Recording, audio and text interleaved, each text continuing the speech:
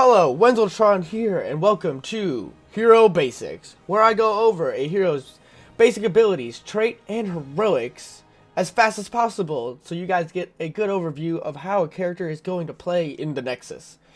And today, as you see on screen, we're going to be going over Azmodan, the Lord of Hell, or General of Hell, rather.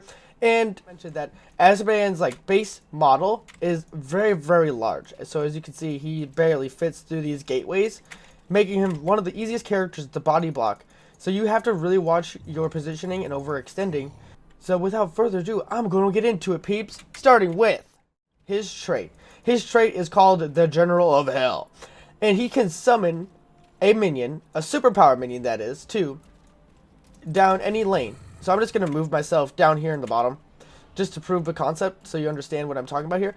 So you got a minion wave here, and I'm going to just use my trait on this minion wave, and it's going to spawn this little guy here. And what this guy will do is he just empowers the wave, granting 15% attack damage and a 15% maximum health to all nearby minions and mercenaries. Basically, all this does is it passively increases your pushing potential, and most of the time what you'll want to do is put this in a lane that the enemy team is not prioritizing hard enough. So over time, it's like a war of attrition. You're going to be slowly gaining on the enemy team because they're not paying attention to what your general is doing, since there's not a hero actively pushing the lane. It's just passively going to be winning.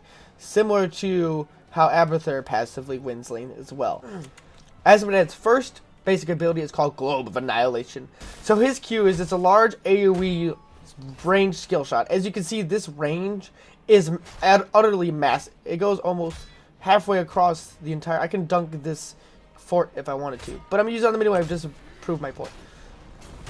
So if you can place your dunks well enough, Azmodan can hit an entire minion wave.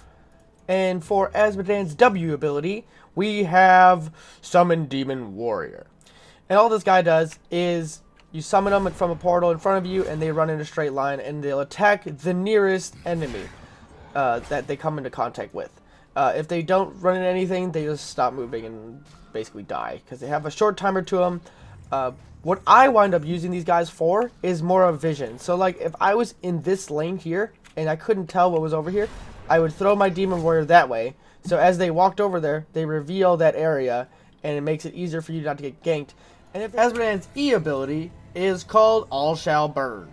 And this ability just received a baseline improvement where now you can actually channel the ability while moving. You have a 40% speed reduction while this ability is channeled, but it is a lot better being able to move. Also, the cast range is shorter, but the range at which it breaks is longer. For Azmodan's first heroic ability, it's called Demonic Invasion, and this ability is definitely called the split pushing ultimate, meaning you're going to be using this to target structures and forts and just help push lanes. I'm going to use it on this fort right here. As you can see, the minions will just push down, attacking the nearest fort. They do deal damage on impact as well, so could be used as a burst damage on an enemy hero to force out a specific target or something like that. But for the most part, Azmodans do not use this ability currently. Alright, and now for Azmodan's second heroic ability, is called Black Pool.